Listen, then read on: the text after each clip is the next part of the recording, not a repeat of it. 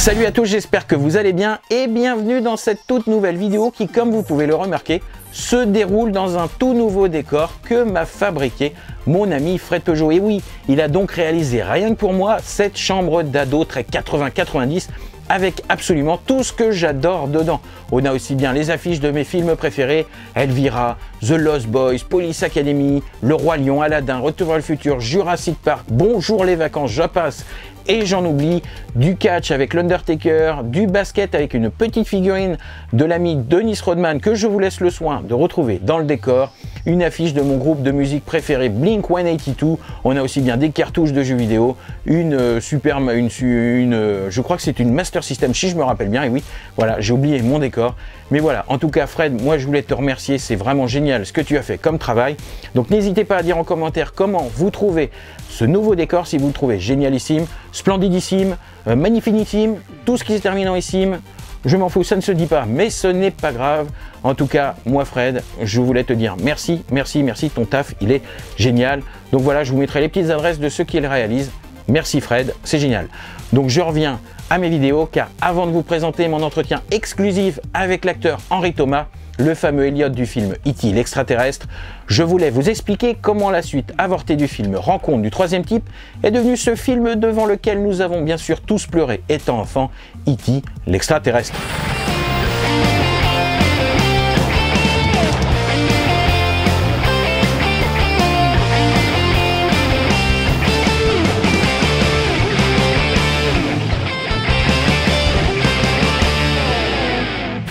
Après avoir rencontré un succès phénoménal avec le film Les Dents de la Mer en 1975, le réalisateur Steven Spielberg a utilisé toute son influence pour tourner Rencontre du troisième type, une sorte de conte de fées, matinée de science-fiction mais avec des ovnis.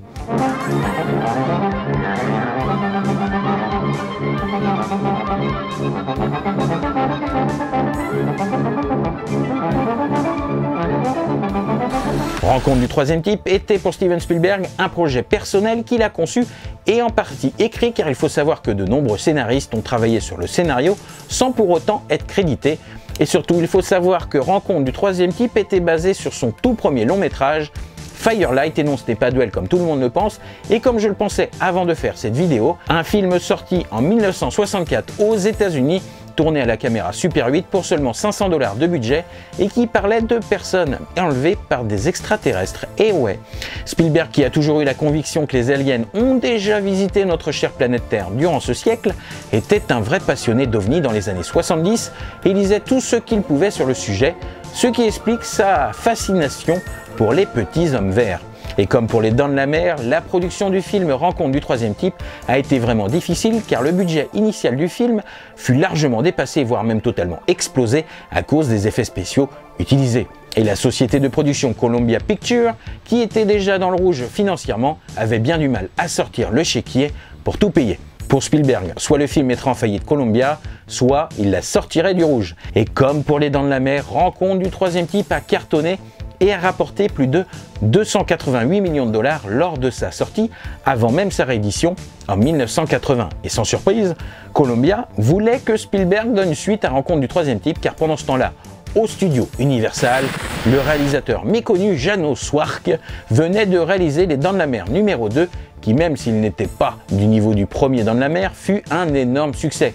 Spielberg s'étant lui-même exclu du projet, par la suite regretté amèrement d'avoir perdu le contrôle créatif sur une saga qu'il avait en partie créée. Et donc, pour la suite de Rencontre du troisième type, Spielberg tenait ce coup-ci à garder une certaine influence, même si pour être franc, il n'avait pas une franche envie de la réaliser. Le réalisateur a ainsi proposé pour la suite un concept assez sombre qui aurait fait balance avec le premier film qui était plutôt basé sur la crainte et l'émerveillement. Cette suite serait donc basée sur la peur et les expérimentations avec des extraterrestres, et bien pas vraiment cool. Joseph Allen Hynek était alors professeur d'astrophysique lorsqu'il a été recruté comme conseiller scientifique par l'US Air Force dans les années 50.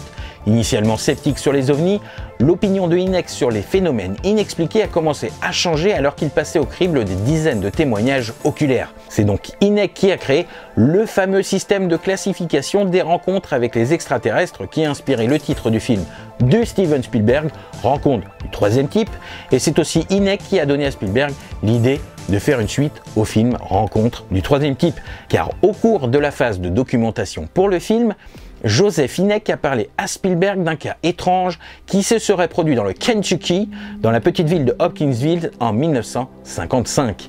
Selon plusieurs témoins de la même famille, leur ferme assez isolée a été visitée une nuit par quelque chose d'inexplicable. Ce qui a commencé comme des lumières dans le ciel a rapidement cédé la place à quelque chose d'encore plus bizarre. Des créatures ressemblant à des gobelins de 90 cm de haut ont commencé à émerger des sous-bois et apparaître devant leurs fenêtres, terrorisant par là même la famille au point où même 2 d'entre eux ont utilisé leur fusil de chasse pour leur tirer dessus.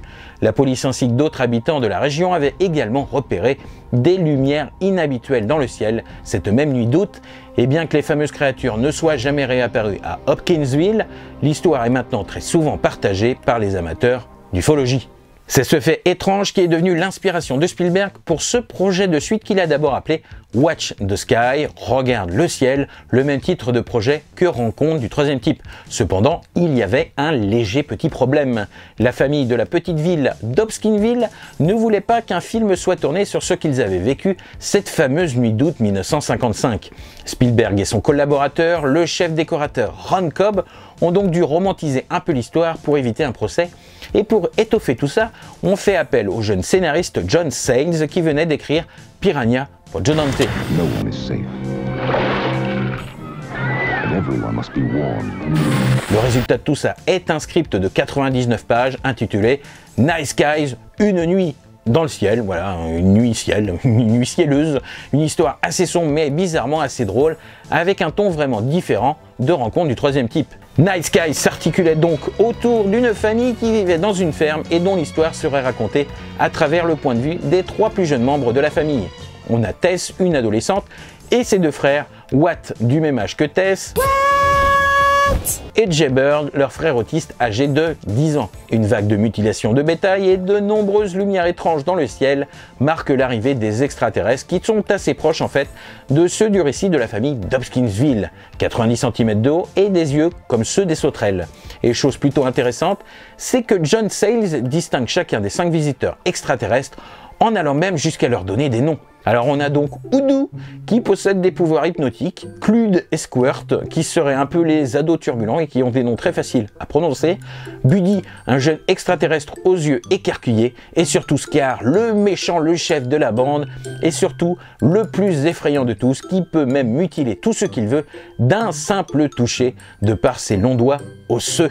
Arc. Les premières pages du script de Sayles font allusion à quelque chose d'horrible et de vraiment menaçant, avec de nombreuses descriptions très détaillées de bovins morts avec la tête et la chair arrachée jusqu'aux os. Ce qui suggère quand même un film qui ne serait pas vraiment tout public, et même lorsque les extraterrestres montent à l'assaut de la maison, les descriptions ne laissent aucun doute, non, ça ne peut pas être un film tout public. Je vais vous en lire un petit passage. Scar se tient sur le côté de la carcasse d'un cheval, les viscères du cheval sont exposées, les griffes de Scar sont étendues, comme celles d'un tigre teinté de sang. Curieusement, les nombreux moments d'humour du scénario atténuent vraiment l'horreur. On a par exemple une scène qui montre une grand-mère repoussant un extraterrestre avec un balai, chose totalement normale. Lorsque l'extraterrestre prend le dessus, les fausses dents de la mamie sortent de sa bouche et volent à travers la pièce. Waouh, ça fait peur. Parmi les nombreuses lumières clignotantes et le chaos, les motivations des extraterrestres se perdent aussi quelque peu. Ils semblent essayer de comprendre la différence entre humains et bétail, ce qui n'est pas toujours compliqué ou très facile, mais passent bizarrement plus de temps à apparaître aux fenêtres et à terroriser les jeunes femmes dans leur bain, ce qui est plutôt pas mal. Mais alors que Night Skies était en développement, Spielberg est quant à lui en train de tourner Les Aventuriers de l'Arche perdue. Et il ne voulait en aucun cas, comme je vous l'ai déjà dit un peu plus haut, réaliser la suite de Rencontre du troisième type, même s'il voulait garder dessus la casquette de producteur. Il avait donc initialement proposé la réalisation de Night Skies à Tobe Hooper, celui-là même qui avait réalisé Massacre à la tronçonneuse quelques années auparavant. Tobe Hooper refusa, étant plutôt porté sur le surnaturel que sur les aliens, et réalisa ainsi, sous la houlette de Spielberg, Poltergeist en 1982. Mais ils ne sont pas seuls.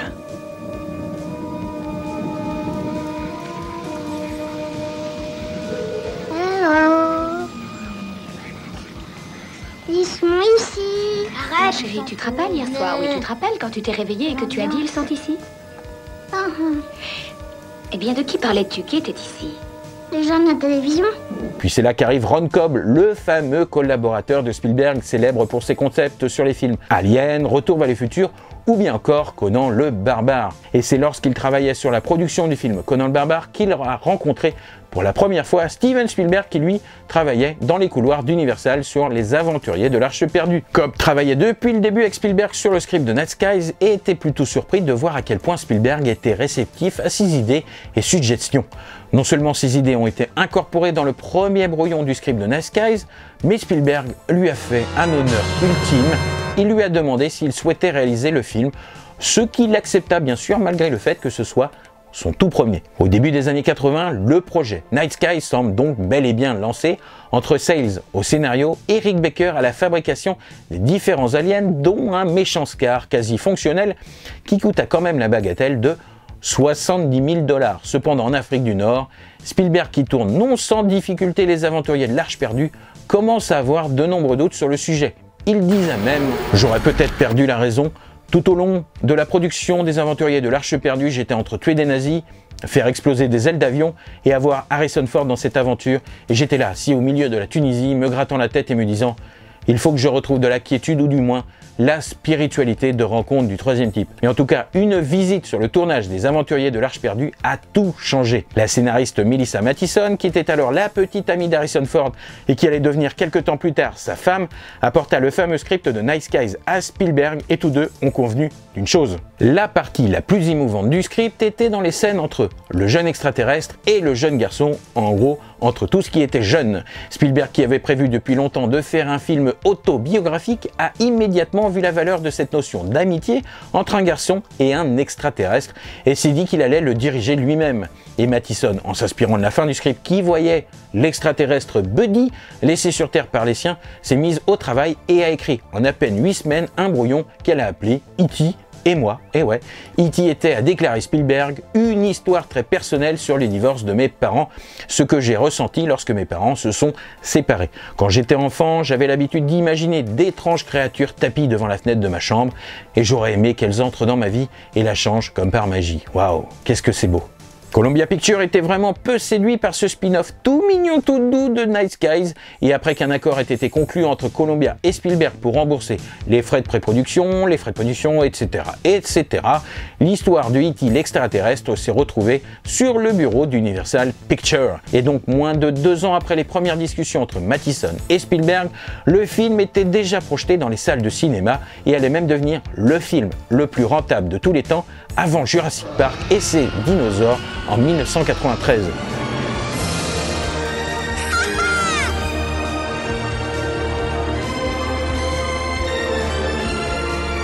Cette histoire d'amitié entre les E.T. l'extraterrestre et le jeune Elliot a totalement séduit et ému le public, qu'il soit tout petit ou tout grand. Mais dans E.T., vous pourrez quand même retrouver quelques bribes du scénario de Night Skies. Et ouais, son personnage principal E.T. est comme ceux de Night Skies, une sorte de gobelin assez trapu, et certaines scènes où Buddy l'extraterrestre joue avec Jay Bird sont plutôt familières au film E.T., entre Elliot qui joue avec E.T.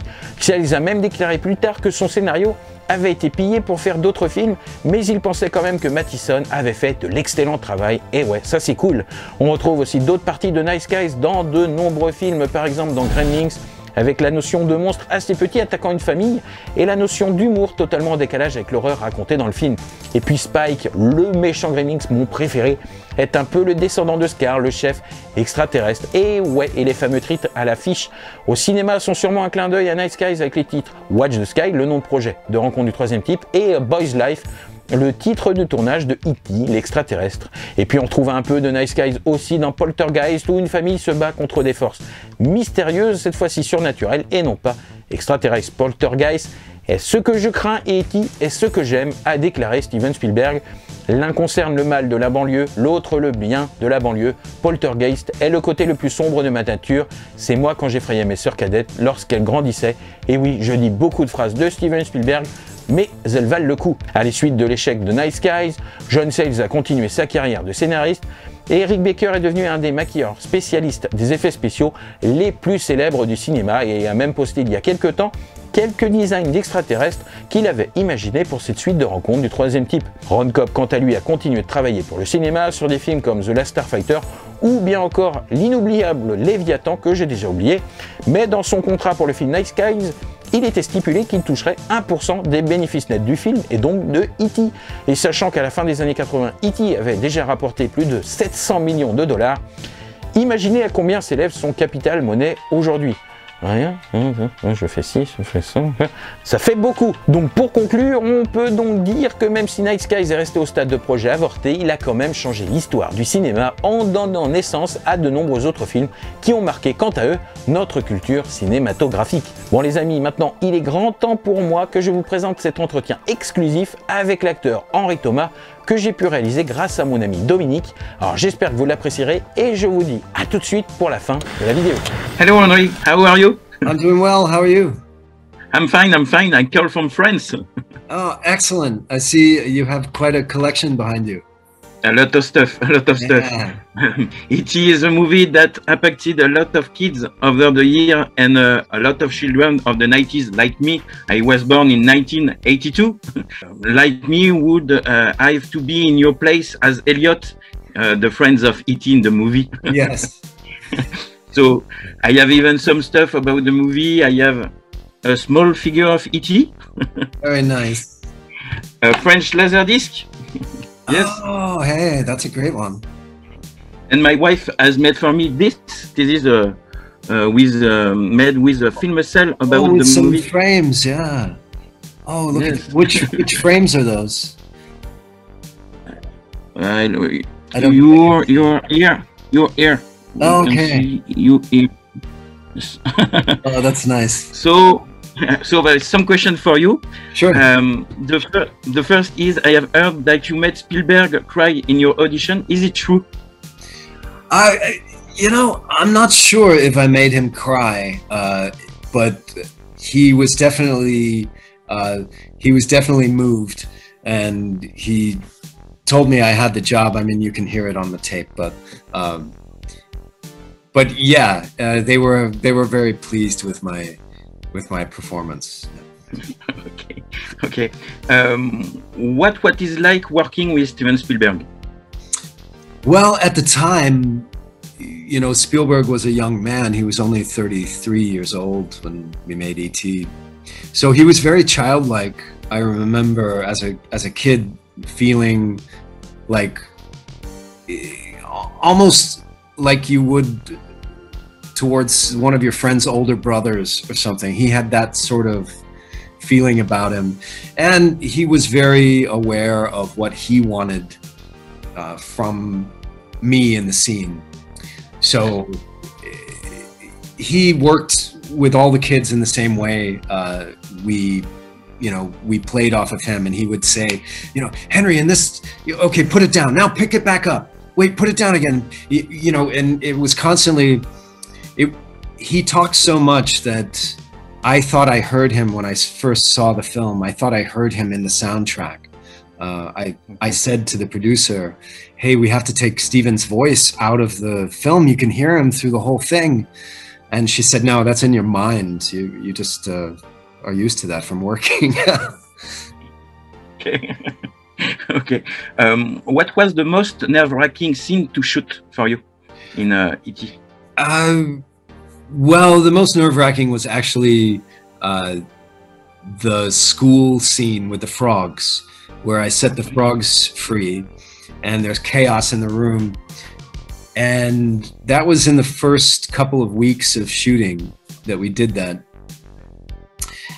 And I was really nervous about kissing Erika Leniak in front of all these people, and she was taller than me and older than me, and I was like, oh, this is not good. This is going to be embarrassing.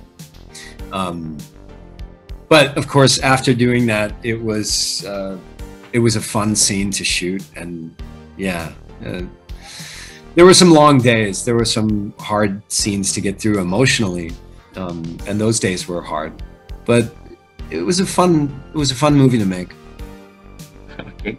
How did you feel to meet one more time E.T. in a Christmas commercial in 2019? Yes, I didn't think that would ever happen because Steven Spielberg never agrees to do these things, you know. So someone close to him presented him with the idea, and he said, "Yeah, let's do it." And they approached me, and I said, "Sure. If Steven says it's okay, that's okay with me." Because he's the main reason. You know, everybody asks Spielberg first, right? So yeah, and we shot it in 2 days, and we shot it in Vancouver, British Columbia, and it was fun. It was great. And the creature, you know, the technology had come so far that it was so much easier to shoot with the puppet than it had been in 1982. You know, it was we had a lot of technical difficulties, but but this was easy, yeah, comparatively. Okay. Thanks a lot. Just to finish, I want to say you have the hello of my good friend, of my best friend, and he has an anecdote about the movie, because when he went to visit the Universal Studio in US, he has met the E.T. attraction, and at the beginning of the tour, Robert asked the name of the person that E.T. can make interaction with him, but he has a real French name.